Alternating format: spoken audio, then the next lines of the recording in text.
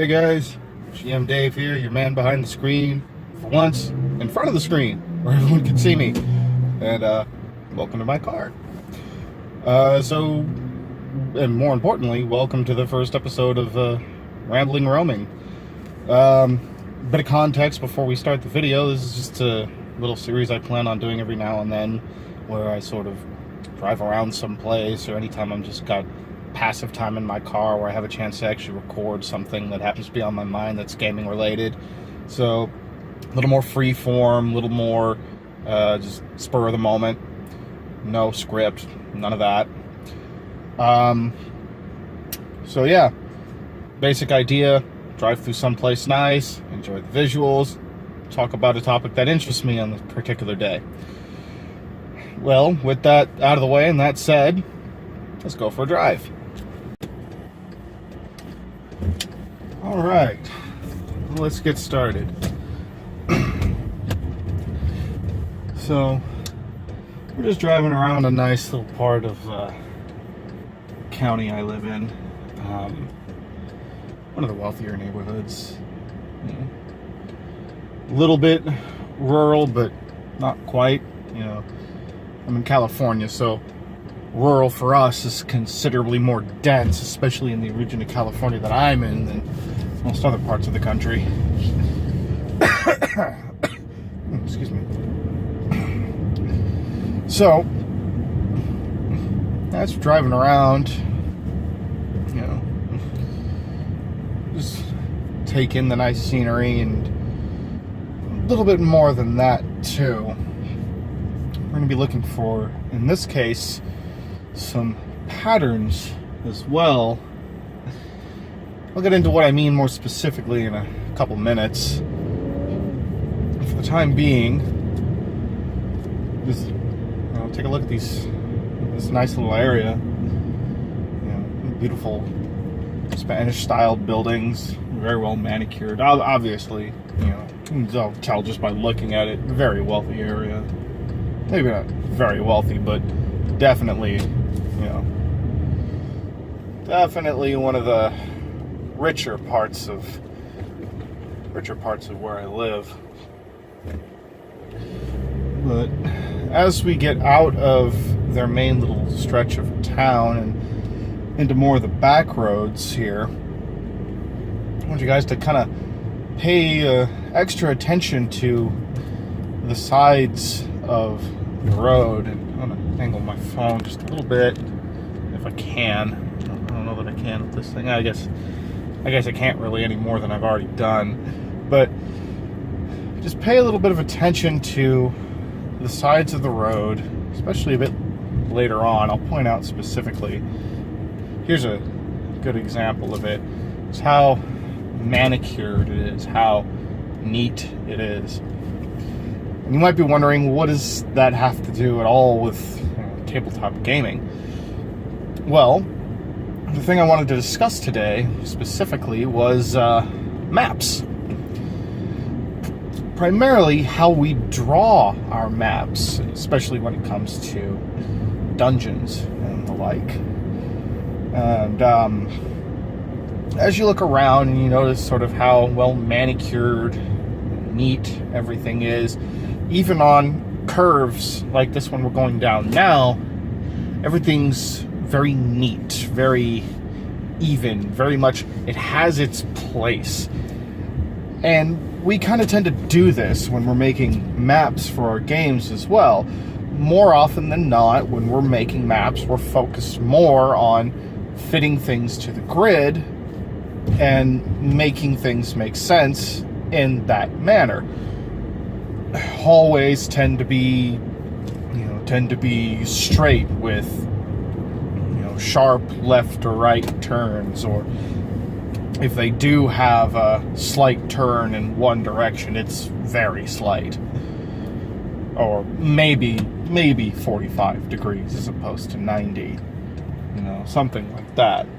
You don't tend to get a whole lot of smooth curves, even when you're supposedly working in a natural environment like a cave.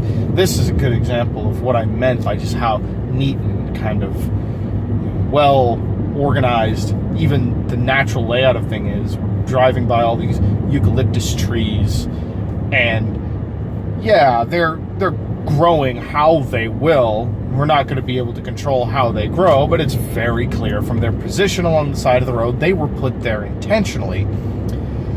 The maps we draw in our games also reflect this sort of thing, because we, as humans, are very intentional creatures. It's a pattern of behavior that we don't really notice. We keep things in a crucible that is very organized, very sort of, easy for us to recognize, easy for us to understand. We're a species that's obsessed with organization, and in a lot of ways that has kind of helped us come where we are. So it makes sense.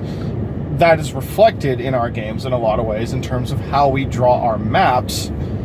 And while a map that uses your standard square, rectangle, straight line type shapes, or if you do break away from that, uses your circles and semicircles, is perfectly fine. There's absolutely nothing wrong with it.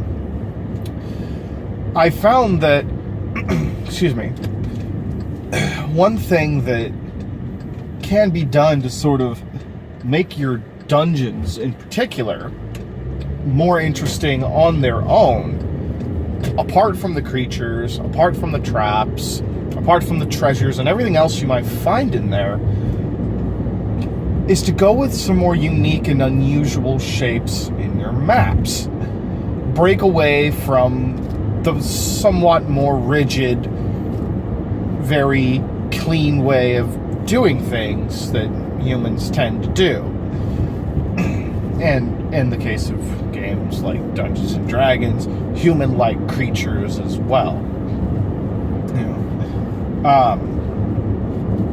So what do I mean by this specifically? Well, a big part of making your maps more interesting can be how you handle your hallways. One of the things that I see sort of seems to be missed by a lot of people, a missed opportunity, if you will, is the fact that if you want to build some tension, let's say, in your dungeon, kind of make your players nervous, a lot of times the go-to thing is to surprise them with a powerful creature or a particularly deadly trap. But what if you don't necessarily want to go that route? Which would be completely understandable, because at a certain point your players are going to start expecting that. You play long enough, you do this hobby for long enough, your players start to recognize the kinds of patterns you display. So how can you surprise them a little bit more? What sort of things can you do with the dungeon itself, as opposed to pure reliance on the creatures, to catch them off guard? Well, change the shapes of your maps. Don't just rely on your standard rectangles, squares, and straight lines. If, say, you have a group of players, for example, they're in a 30 by 30 foot room, very standard. They came in through a door at the back, and there's another door ahead of them. So they pass through the door ahead of them, expecting to find maybe a path that turns to the right after a certain number of feet, say 50 feet, except maybe a path that goes down 50 feet and turns to the right, or ends at a T-junction.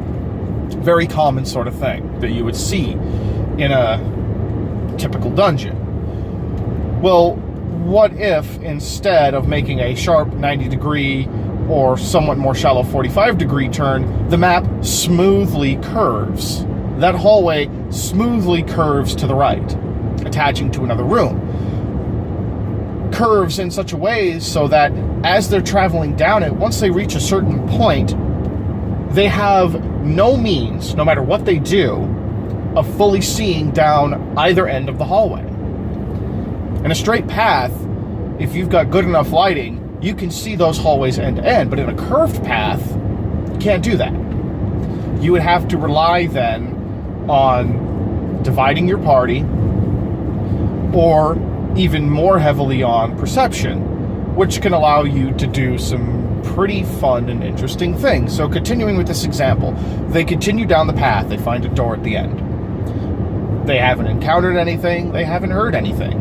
So they enter this door, taking a look around, and it's a dead-end room. Another 30 by 30 foot room, very standard. Let's say it's an old armory. There's worn out weapons in there, rusted out swords, maces and axes, a couple of broken bows, some old scale mail and chain mail armor, a couple pieces of rotted leather armor, maybe a few things of actual value, but generally speaking, nothing of particular use. So they turn around, start heading the other way. Well, as they're rummaging around in this room, taking a look about, feeling probably a bit safe, considering they just came down the path and they didn't encounter anything, they go down the path, they round the corner, and all of a sudden, they get jumped by, let's say, 2 ghouls and a ghast. They had no idea they were there. They couldn't have begun to guess that they would be there. And they didn't really have any way of looking ahead to see, oh, there are now 2 ghouls and a ghast by that door that we came in because the room curves. You've just surprised your players using the shape of your dungeon as the main source of, or well, rather, not the main source, but the main cause of the surprise. Now, anytime your players enter a room like that in this dungeon, and potentially future dungeons as well, they're going to start feeling a little bit more nervous because, well, what happened when they entered a hall like that before? When they went back the other way, they got ambushed by creatures they didn't know were actually there. Another thing that you can do is mess with the shapes of your rooms. Making your rooms some more unusual shapes that you don't see frequently used in standard architecture, breaking away from your standard squares, rectangles, and circles of various sizes for something like, say, a triangle or a rhombus. Even if you want to get really weird, a rhombus or a trapezoid, even a hexagon, maybe anything that kind of mixes it up a bit. Unusual shapes for your rooms will do a lot to kind of unnerve your players because it plays directly against that very normal drive people have to keep things orderly. You see a room like that, well, it's the exact opposite of the kind of orderliness that we normally adhere to when it comes to our the construction of the structures that we see in our daily lives.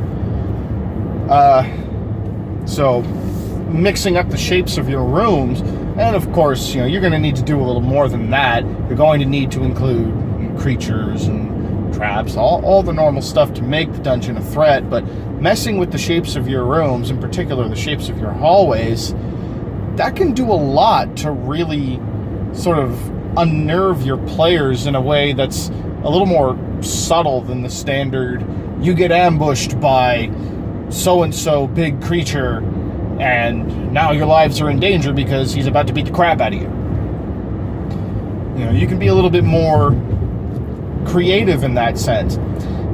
And maybe, depending on the kind of dungeon it is, well, maybe there's room for that shape to actively change while you're running your dungeon. For example, let's say you're using these unusual shapes in the place where they would fit the absolute best. A natural dungeon of some kind, like a cave. Or, a crevice of some kind. Some sort of maybe a very tightly closed canyon. You can have things like rock falls or collapses actively change the shapes of your rooms, meaning that, and maybe the cause is different each time. Maybe one time it happens, one of your players or an enemy wizard flings a powerful spell that misses its mark and collides with the wall, causing part of the cave to fall in. Or perhaps there is a larger creature in there, like a purple worm from Dungeons & Dragons. That's a classic example right there. You get the purple worm tunneling through tunneling through the ground, breaking into and out of the halls and tunnels within this cave system, completely reshaping the caves and thereby the shapes of the rooms on your map.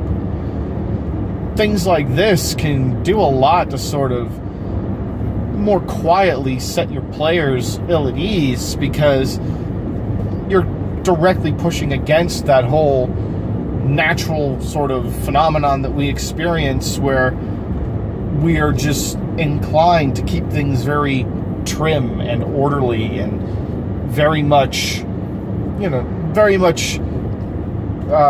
very rigid, so to speak. We have this since we've got this obsession with order, well, you can kind of play against that with your map making to create dungeons that are a little bit more visually and mentally interesting. So yeah, that's about it. That's all I really wanted to get into today. I hope you found this helpful. If you like this format, let me know. If you don't like it, well, downvote it. If you don't like it, that's fine with me. I'm still probably going to do it. Just a little something fun more for me, these videos. But yeah, if you've got other topics that you want me to discuss, anything else like that, leave them in the comments. Let me know if you have anything else to add to this. And as always, I'm GM Dave, your man behind the screen. And friends, roll well, roll high, role play well, and game on.